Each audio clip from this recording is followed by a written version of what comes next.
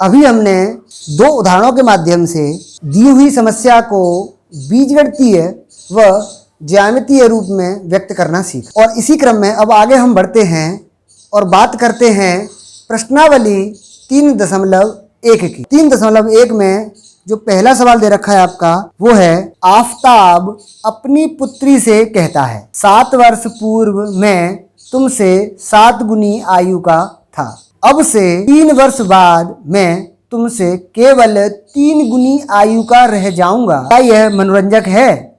मुझे तो भाई काफी इंटरेस्टिंग और मनोरंजक लग रहा है।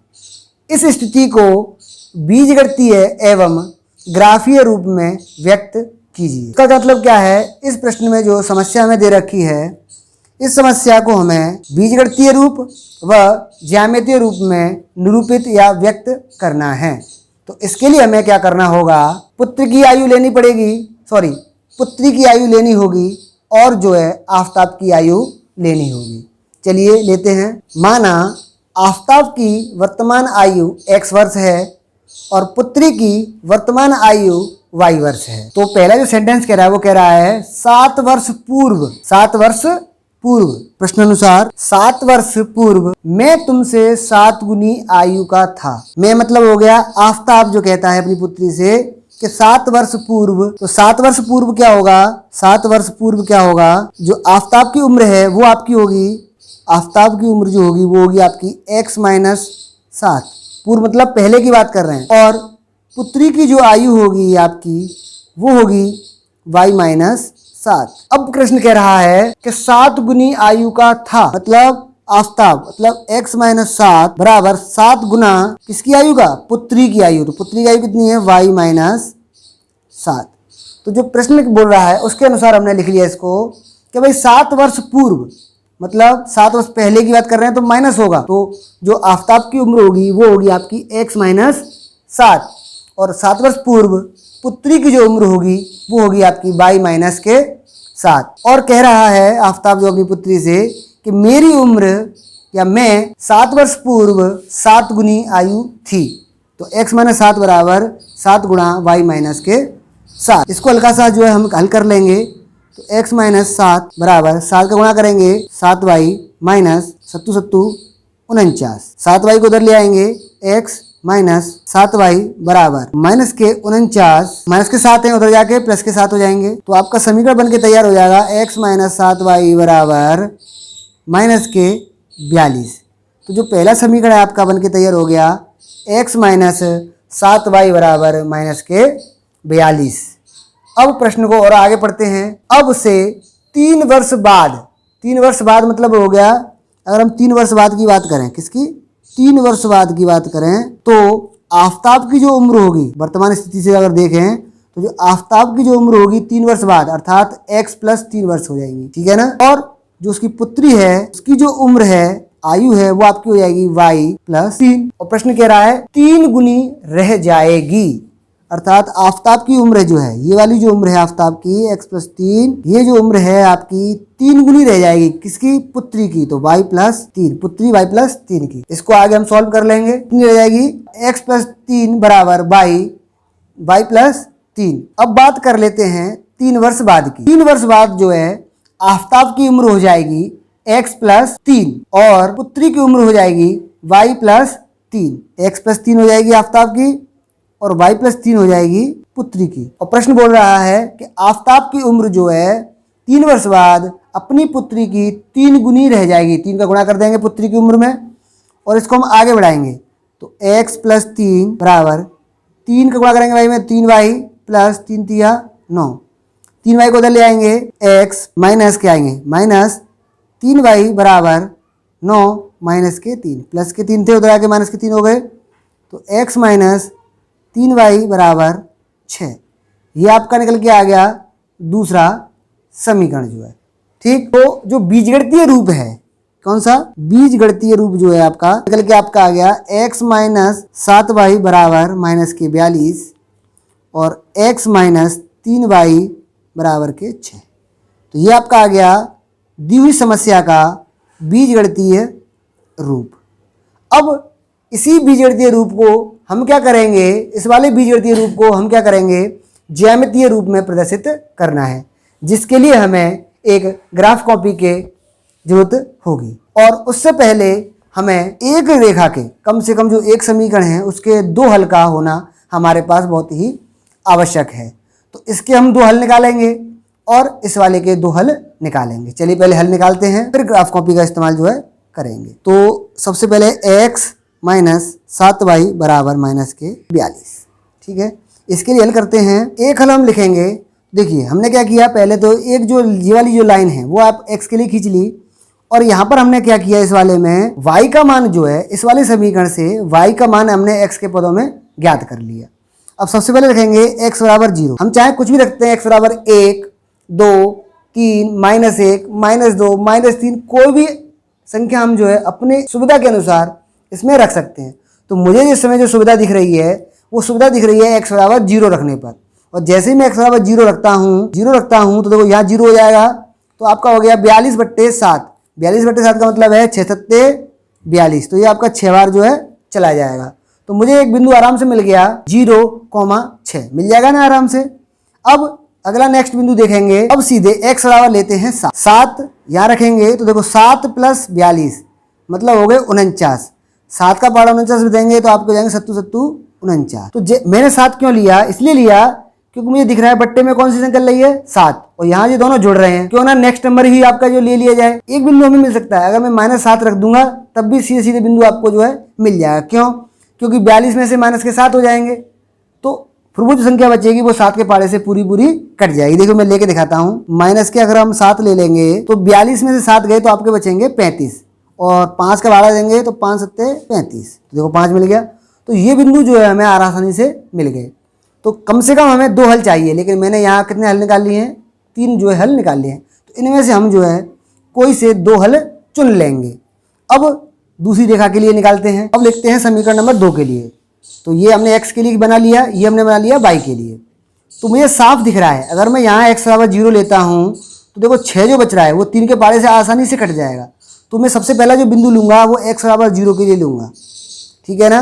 तो जब मैं यहाँ 0 लिखूँगा तो आपके बचेंगे -6, और -6 में 3 का अगर मैं पहाड़ा पढ़ूंगा तो आपका चला जाएगा -2 बार, ठीक है ना। अब आगे मैं सोचूंगा तो देखो नीचे बट्टे में कौन है, 3 है, तो इसका मतलब ये होगा या तो मैं यहाँ पर -3 ले लूँ, जिससे क्या होगा -3 और -6 -9 हो जाएंगे, जिससे क्या होगा 3 का भाग आसानी से चला जाएगा, है ना। तो मैं लेता हूँ x की जगह -3 लूँगा, तो -3 और -9, तो माइनस के आपके फिर 3 आंसर निकल के आ जाएगा। और मैं ले सकता हूँ यहाँ पर 9 ले सकता हूँ, लेकिन 9 क्या है, थोड़ी बड़ी संख्या हो जाएगी। मैं यहाँ ले लेता हूँ +3। देखो +3 लेने से क्या फ़ायदा होगा, जब मैं +3 लिखूँगा तो -6 घटेंगे तो -3 बचेंगे, तो -3 में 3 का भाग देंगे तो आपके -1 निकल के आ जाएगा। तो जो मैंने हल लिए हैं वो इस हिसाब से लिए हैं जिससे y का मान क्या है, कोई भिन्न के रूप में नहीं आवे, और भिन्न के रूप में नहीं आएगा तो इन बिंदुओं को हम आसानी से जो है ग्राफ पेपर पर या ग्राफ कॉपी पर आसानी से प्रदर्शित कर सकते हैं। चलिए अब इन बिंदुओं की सहायता से जो है इन रेखाओं को ग्राफ कॉपी पर जो है प्रदर्शित करते हैं। ये मैंने क्या किया, सबसे पहले जो है एक एक्स खींच लिया, एक्स अक्ष जो है खींच लिया, और उस पर जो है बिंदु को इंकित कर दिया है। एक मैंने खींच लिया है वाई अक्ष, इस पर जो पहले से ही मैंने बिंदुओं को अंकित कर दिया है, ठीक है। सभी बच्चे जानते हैं कि भाई यहाँ से ही आपका होता है मूल बिंदु। मूल बिंदु के राइट हैंड साइड में आपके प्लस की संख्याएं होती हैं सारी की सारी, और मूल बिंदु से लेफ्ट हैंड साइड में आपकी माइनस के इंटीजर्स होते हैं, है ना। और मूल बिंदु से नीचे अगर देखेंगे आप तो ये माइनस के इंटीजर्स मिलेंगे। मूल बिंदु से ऊपर देखेंगे अगर वाई अक्ष पर तो ये आपके प्लस के इंटीजर मिलेंगे, जो कि गलत लिख गए हैं, प्लस के होते हैं सारे के सारे, ठीक है ना। देखो गलती करने के बाद ही सारी चीजें पता चलती हैं, ऊपर होंगे प्लस के जो है। अब हमें बिंदु लेना है 0,6। कौन सा बिंदु लेना है, 0,6। 0,6 देखेंगे, 0,6 देखो 0 तो यही हो गया, 6 1 2 3 4 5 6, तो ये वाला जो बिंदु होगा ये आपका होगा 0,6, जिसका हमने नाम दे दिया ए बिंदु, ठीक है। और दूसरा बिंदु लेते हैं 7,7। 7,7 देखो 1 2 3 7,7, तो ये आपका मिलेगा 7,7। और इन दोनों बिंदु को इसका नाम दे दिया बी बिंदु। अब इन दोनों बिंदुओं को हम क्या करेंगे, मिला देंगे जो है 7,7 को और 0,6 को। बिंदु ए से बिंदु बी को हम क्या करेंगे, अब मिला देंगे। बिंदु ए और बी को जब मिलाया हमने तो हमें ये वाली जो है रेखा प्राप्त हुई, जो कि पहले समीकरण को, जो हमने बीजगणितीय रूप निकाला था, ये जो है आपकी पहले समीकरण को निरूपित कर रही है। समीकरण आपका था x माइनस 7y बराबर माइनस के 42। ठीक है ना। अब बची आपकी दूसरी रेखा या दूसरा समीकरण जो है, अब उसको निरूपित करेंगे। उसके लिए हमें क्या करना होगा, उसके दो बिंदु लिए जाएंगे। तो उसका जो पहला बिंदु है वो है आपका 0, माइनस के 2, 0, माइनस के 2। तो 0 तो यही हो गया, माइनस के 2, माइनस के 1, माइनस के 2। इसका मतलब आपका ये वाला जो बिंदु होगा ये आपका होगा 0, माइनस के 2, जिसको मैंने नाम दे दिया P। अब दूसरा बिंदु हम जो लेंगे वो लेंगे माइनस के 3, माइनस के 3, माइनस के 3, 1, 2, 3, ऊपर से माइनस के 3, तो 1, 2, 3, तो ये आपका बिंदु हो जाएगा। तो ये आपका हो गया माइनस के 3, माइनस के 3, जिसको हमने नाम दे दिया Q। अब इन दोनों बिंदुओं को मिलाएंगे। चलिए फिर मिलाते हैं। 3, माइनस के 3 मिल जाते हैं। चलो, और ये वाली जो रेखा है ये आपकी x माइनस 3y बराबर 6 को निरूपित कर रही है। तो इस प्रकार से जो है हम जो हमारी समस्या दे रखी थी उसको हमने बीजगणितीय रूप में प्रदर्शित किया, व्यक्त किया, और उसके बाद जो हमने इसको ज्यामितीय या ग्राफीय रूप में जो है व्यक्त किया, प्रदर्शित किया। अब आप यहाँ पे देख रहे होंगे दोनों रेखाओं को जो है, तो ये जो है एक दूसरे के दोनों जो है ना तो अभी प्रतिच्छेद कर रही है ऐसे चित्र में देखा जाए तो, ग्राफ में जो अगर देखें तो, और ना ही एक दूसरे के ये समांतर हैं और ना ही ये संपाती हैं। लेकिन अगर इसको और आगे बढ़ाएंगे, देखो इधर से अगर इसको आगे बढ़ाएंगे तो कहीं ना कहीं आकर के एक दूसरे को ये क्या करेंगी, प्रतिच्छेद जो है करेंगी। ठीक है ना। चलिए इसी क्रम में अब बात कर लेते हैं प्रश्नावली 3.1 के प्रश्न संख्या 2 की। प्रश्न संख्या 2 है, क्रिकेट टीम के एक कोच ने 3,900 रुपए में 3 बल्ले तथा 6 गेंदें खरीदी। बाद में उसने एक और बल्ला तथा उसी प्रकार की 3 गेंदें 1,300 रुपए में खरीदी। इस स्थिति को बीजगणितीय तथा ज्यामितीय रूपों में व्यक्त कीजिए। तो चलिए करते हैं। तो जैसा कि हमने पहले प्रश्न को जो है हल किया, माना बल्ले का मूल्य ₹x, गेंद का मूल्य ₹y है। अब करेंगे प्रश्नानुसार। कोच ने क्या किया, 3 बल्ले और 6 गेंदें खरीदी। 3 बल्ले 3x प्लस 6 गेंदें तो 6y बराबर कितने रुपए में खरीदी, 3,900 रुपये। तो ये आपका नंबर बन गया समीकरण नंबर 1। फिर उसी प्रकार के उनने एक बल्ला खरीदा और जो है 3 गेंदें खरीदी। एक बल्ला मतलब x प्लस 3 गेंदें मतलब 3y बराबर 1,300 रुपये में। ये आपका बन गया समीकरण नंबर 2। तो ये आपका आ गया 3x प्लस 6y बराबर 3,900, x प्लस 3y बराबर 1,300। ये आपका आ गया बीजगणितीय रूप जो है। इस प्रकार से हम जो है दी हुई समस्या को बीजगणितीय रूप में हम जो है लिख सकते हैं। अब बात करेंगे इन बीजगणितीय रूपों को ग्राफीय अर्थात ज्यामितीय रूप में प्रदर्शित करने की। उसके लिए हमें क्या करना होगा, प्रत्येक समीकरण के लिए, इस समीकरण के लिए कम से कम 2 हल चाहिए होंगे और इस समीकरण के लिए कम से कम 2 हल चाहिए होंगे। चलिए तो निकालते हैं हल जो है। यहाँ पर x बराबर 100 लेने पर, x बराबर हमने 100 लिया तो जो y का मान निकल के आएगा, देखो यहाँ 100 दिया 300, 39 में से 300 3600 बचेंगे तो आपका आ जाएगा y बराबर 600। ठीक है ना। अब जो है x बराबर ले लेंगे 200, x बराबर 200 लेंगे तो 200 यहाँ रखेंगे तो 600 हो जाएंगे, 3900 में से 600 जाएंगे तो आपके बचेंगे यहाँ x बराबर 300 लेने, x बराबर 300 लेंगे तो यहाँ हो जाएगा आपका 900, 3 3 9 900, 39 में 900 जाएंगे तो बचेंगे 3,000 रुपये। तो यहाँ आ जाएगा आपका 5 × 300, ये 500 रुपये। तो यहाँ से हमने इस वाले समीकरण के लिए हमने जो है 2 हल निकाल लिए। अब बात करेंगे समीकरण नंबर 2 के, इसके लिए इसके हल निकालेंगे। चलिए निकालते हैं। x प्लस 3y बराबर 1300। यहाँ x बराबर 100 रखने पर, x बराबर 100 रखेंगे तो यहाँ देखिए 100 रखेंगे तो 1300 में से 100 जाएंगे तो बचेंगे आपके 1200, और 1200 में 3 का देंगे तो आपका आ जाएगा 400। ठीक है। अब x बराबर रखेंगे 400 रखेंगे तो देखते हैं यहाँ पर आपका बचेगा 900, 3 का भाग देंगे तो आपका आ जाएगा 300।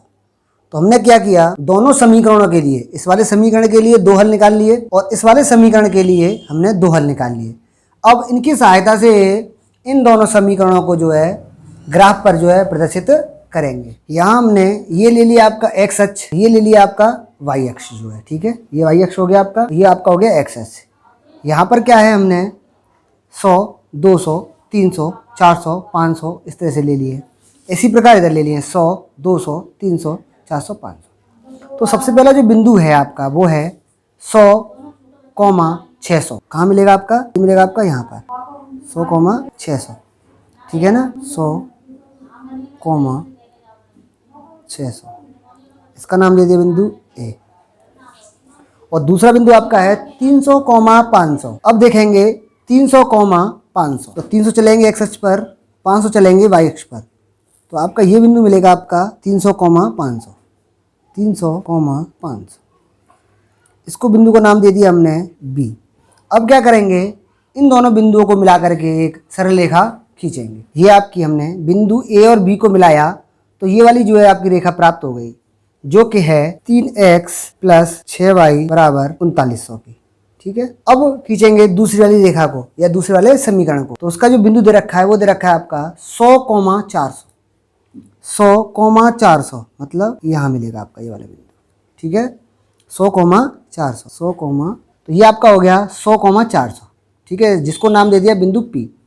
और दूसरा बिंदु जो है आपका वो है 400, 300। x पे चलेंगे 400, 300, 300 आपका हो गया यहाँ में, ये आपका हो गया 400, 300, 400, 300, जिसको हमने नाम दे दिया Q।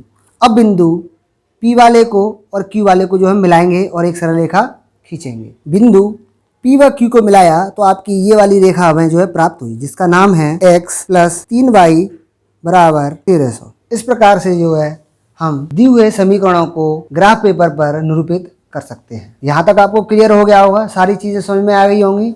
अगर कोई दिक्कत आपको होती है तो हमें जो है कमेंट बॉक्स में पूछ सकते हैं आप। इसी क्रम में अब देख लेते हैं प्रश्नावली 3.1 के क्वेश्चन नंबर 3 को। 2 किलो सेब और 1 किलो अंगूर का मूल्य किसी दिन 160 रुपए था। एक महीने बाद 4 किलो सेब और 2 किलो अंगूर का मूल्य 300 हो जाता है। इस स्थिति को बीजगणितीय तथा ज्यामितीय रूपों में व्यक्त कीजिए। तो यहाँ पर जो इस प्रश्न में बात हो रही है वो एक तो सेब की बात हो रही है और एक बात हो रही है अंगूर की।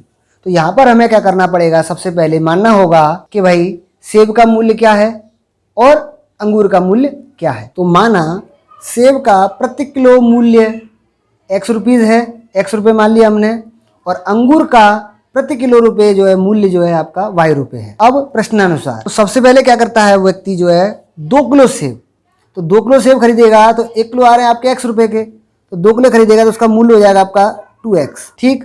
और 1 किलो अंगूर, अंगूर का मतलब 1 y, तो y एकम y बराबर कितने रुपए के आ रहे थे, 160 रुपए, 160। ये आपका हो गया समीकरण नंबर 1। अब अगले दिन जाता है तो देखता है कि 4 किलो सेब अर्थात 4x + 2 किलो अंगूर, तो 2y बराबर आपके वो 300 रुपए के आते हैं। और ये आपका बन गया समीकरण नंबर 2।